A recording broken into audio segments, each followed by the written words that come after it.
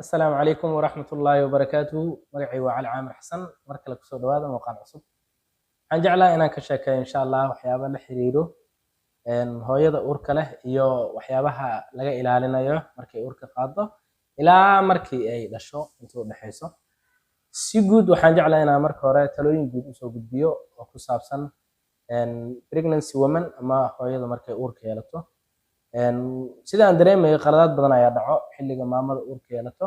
iyadoo aan laga ilaalin wax kastoo riski ku ah oo kaliya dadkeena Soomaaliyeed waliba ragga aysan fahamsanayn ama wacyi badan aysan u lahayn maamada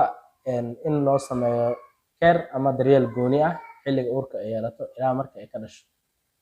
dabcan sida aan wada ognahay maamada uurka leh waxaa jira waxyaabo aan loo ogolayn marka ay uur yeelato ilaa ay ka dhashay inta u dhaxayso. hay-ad qaabilsan cunnada iyo dawooyinka sida loo qaato oo la yiraahdo FDA oo loo soo gaabiyo Food Drug Administration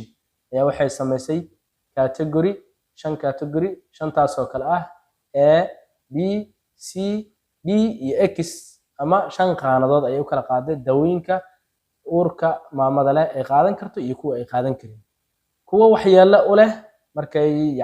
uurka qaado dawooyinkaas haday cunto kuwa waxyeello u leh uurku jirta oo dhibaato u geysto iyo kuwa aan u geysanin. category-ga marka loo kala qaaday way maxaa la dhahaa shantaas ayaa loo kala sheegaa waxay kala yihiin A B C iyo D iyo X oo ah midda ugu dambayso. afartan kale waa afar xaraf oo isku xiga laakiin category-ga ugu dambeeya waa X.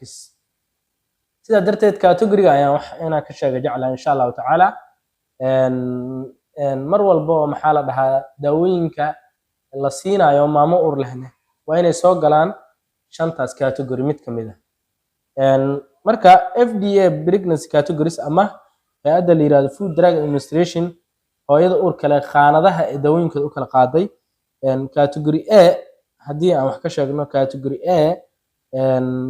sida muuqaalka aad ku arki doontaan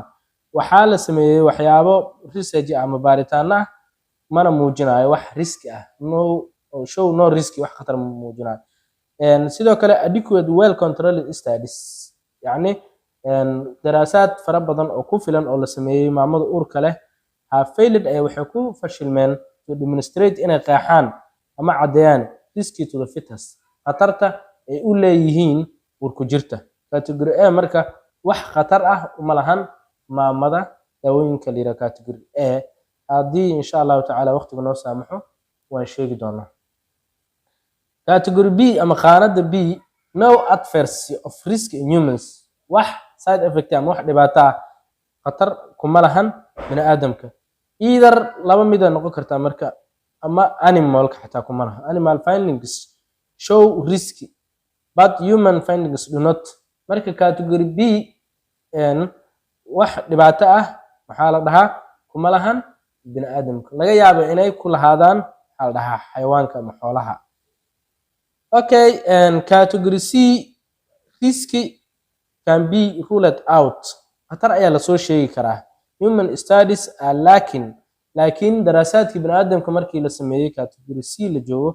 ma lahan wax dhibaato bini aadamka kuma lahan. and animals either positive or fetal risk ama xayawaanada waxay ku yeelan karaan uurku jirtooda sidoo kalena mana ku yeelan karaan. macnaha marka category C waa la jiifiyana banaan la joojiyana banaan. dabcan sidaa ka fahmayso badana category C daawooyinka dhakhaatiirta kuma degdegaan halka category B iyo A ay isla markiiba qoraan oo go'aan ay qaataan. sida ugu caansan category A waa wax no side effect mala waa daawada la yiraahdo safest medication in pregnancy women ee la yiraahdo.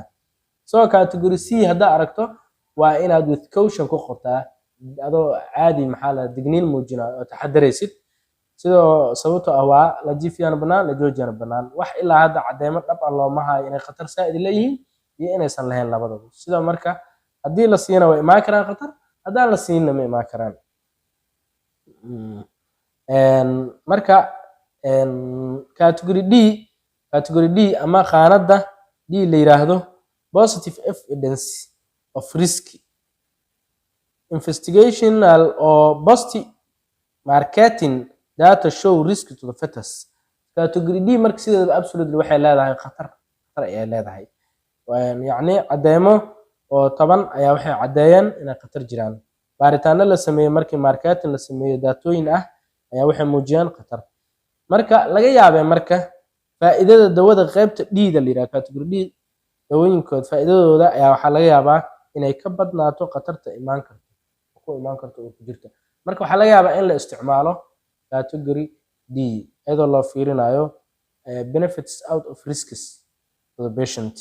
iyadoo laga yaabay in ay ka guuleysato ama ay ka badnaato dawadan faa'iidada ay u yeelanayso bukaanka haddii la siiyo qofkan u baahan yahay category X qaybta X la yiraahdo kuwaani category X marka waa kuwa lidku contraindicated waaye cagsi ay ku yihiin uurka mar walba lidku ku yihiin daraasada marka la sameeyay oo lagu sameeyay xayawaanka iyo bani'aadamka ama warbixino oo baarista la xiriiray investigationalka iyo suuqgeynta post marketing ayaa waxay muujinayaan khatarta uurku jirta ee u leedahay qaybtan daawadan faa'iidada ay u leedahay ayaa laga yaabaa inay ka badan tahay uurku jirta oo sidaas darteed in la isticmaalo laga yaabaa marka waxaa laga yaabaa iyadoo khatar badan ay jirto contraindicated ay ku tahay cunugii ay khatar ku tahay hooyada cunuga dawadan iyadoo khatar ku tahay waxaa laga yaabaa in haddana la isticmaalo shantaas qaanadood ay u kala qaaday hadda la yiraahdo Food Drug Administration ama FDA markii hooyada uur ay leedahay daawooyinka la siin kara iyo kuwa aan la siin karin shantaas qaanadood u kala qaaday daawooyinka iyagu haddaan dul istaagno daawooyinka la soo doortay drug selected waaye oo side effectiga u yeelan karto uurku jirta daawooyinka haddaan dul istaagno qaybtan waa qaybtii dawada ka hadlaysa drug qaybtan waa trimesters saddexdii xilli qaybtan kalena waxay ka hadlaysaa effect ama waxyaalada ay geysato daawada la yiraahdo ACEI ama angiotensin converting enzyme inhibitor loo yaqaano xilliga la qaadan karo waa maxaa la dhahaa saddexda xilliba waa la qaadan karaa all maxay keentaa marka haddii maxaa la dhahaa daawadan side effectiga ay leedahay renal damage dhibaato iyo geysataa sidoo kale daawooyinka aan maxaa la dhahaa lama qaadan kara dabcan xilligaas saddexda xilliba lama ogola in la qaato side effect ay keenaan saddexda xilliba side effect ay leeyihiin sidoo kale daawada la yiraahdo TCA tricyclic antidepressants ayadana sidoo kale xilliga saddexaad oo taadka ayaan la ogolay in la qaato haddii la qaatona waxay keentaa neonatal withdrawal syndrome cudur la yiraahdo NWS cudur magaciisu waay barbiturates daawada la yiraahdo saddexda xilliba in la qaato lama ogolo waa daawada category-ga waxay soo galaysaa D chronic use haddii aad loo isticmaalo xilli dheer la isticmaalo waxay keentaa neonatal dependence in maxaa la dhahaa iyada oo ku tiirsanaado nuunihii ama cunugii xilliga dhalanayay carbamazepine daawada la yiraahdo oo sida tikritolka camal u shaqeyso antipsychotic-na ka mid ah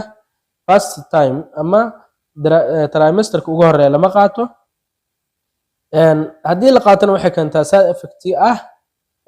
neural tube defects tubooyinka neerfaha ayaa waxyeelo kasoo gaaraysaa nuunihii cocaine ama tomovaxine daawada la yiraahdana saddexda xilliba in la qaato lama ogolo waa risky of spontaneous abortion dhicis joogta ay keentaa ethanol iyadana saddex xilli ama dhammaan saddexda xilli oo ah saddexda bil ugu horeyso saddexda bilo ku xigto 6 bil saddexda bilo ku xigto bisha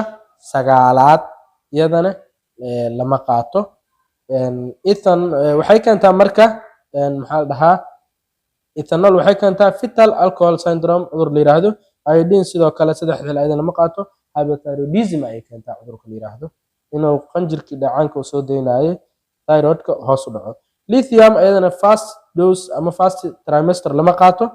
increased intracranial pressure ay keentaa cudur la yiraahdo tobacco wax kastoo tubaako ku jirto ama maadada tubaakada daaweyn ay ku jirto iyadana lama ogola in lama qaato saddexda xilli waxay keentaa intrauterine growth retardation in maxaa la dhahaa oo uterinkii koritaankiisii ay problem ku keento kusoo noqon TTC ama tetracycline iyadana saddexda xilli in la qaato lama ogolo waxay keentaa ilkaha inay qofka kasoo daataan discoloration teeth ama midabkooda oo bedelo warfarin waa mid ugu daran warfarin first second iyo third lama ogolo saddexdaba marka first waxay keentaa risk of bleeding second waxay keentaa central nervous system malformation inuu qalad ka yimaado central nervous system qaabka uu samaysmaayo marka respiratory altersna waxay keentaa xilliga first trimester marka intaas ayaa ugu muhiimsan daawooyinka la ogol yahay in la qaato xilliga maxaa la dhahaa aan la ogolayn oo la qaadan karin dabcan cafwan aan la qaadan karin xilliga uurka ee hooyada ku jirto way badan yihiin daawooyin aad u fara badan waaye laakiin intaan waa in kamid a aniga aan soo qaatay waana inta ugu daran ee wadankeena aadka daawooyinka maxaa la dhahaa looga ganacsado ama xataa sometimes dhaqaatiirtu ay isticmaalaan intaas aan kusoo koobayaa asalaamu calaykum waraxmatullaahi wabarakatuh